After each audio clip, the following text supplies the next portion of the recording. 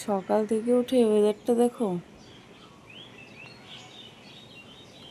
মেঘলা weather, খুব সুন্দর হাওয়া দিচ্ছে।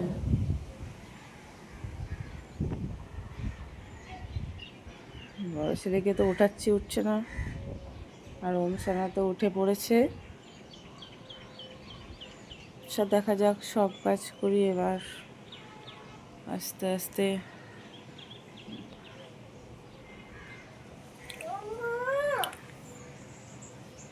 কি গো,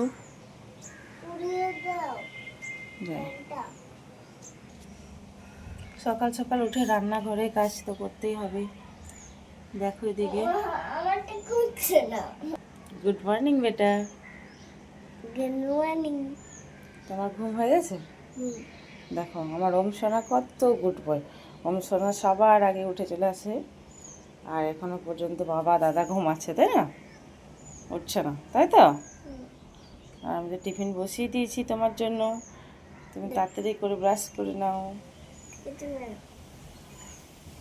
খাবার খেয়ে নাও। হ্যাঁ চলো। ওই দেখো, অটোমেটিক বাথরুমের দরজা খুলে গেল। তাহলে কি হবে?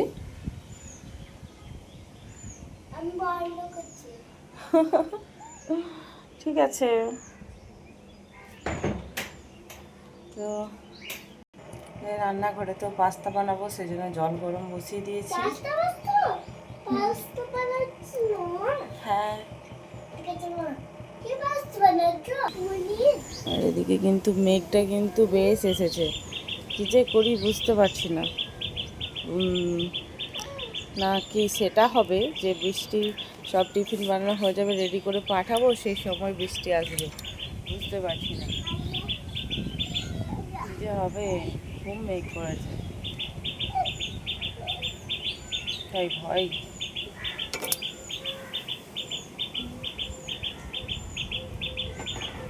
এদিকটা হচ্ছে, এইদিকে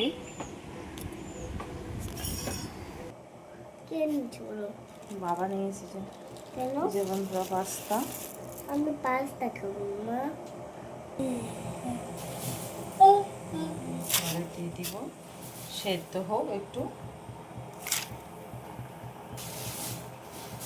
সেদ্ধ হওয়ার পর আমি সেই মুহূর্তে একটু জল থেকে নামিয়ে দেব। যা কিছু সবজি আছে, সবজি গোটা কেটে নিই একটু।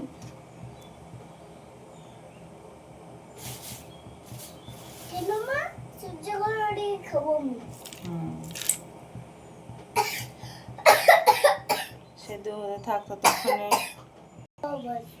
দেখো বন্ধুরা, পাস্তা সেদ্ধ হচ্ছে, আর এদিকে সোনা জলের বোতল রেডি করে নিলাম। সোনার ব্রাশ করা কমপ্লিট। চলো তোমার স্কুল ড্রেস পরিয়ে দিই, তাতে চলো চলো চলো। দেখো সোনাকে রেডি করে দিয়েছি, সোনা রেডি হয়ে গেছে।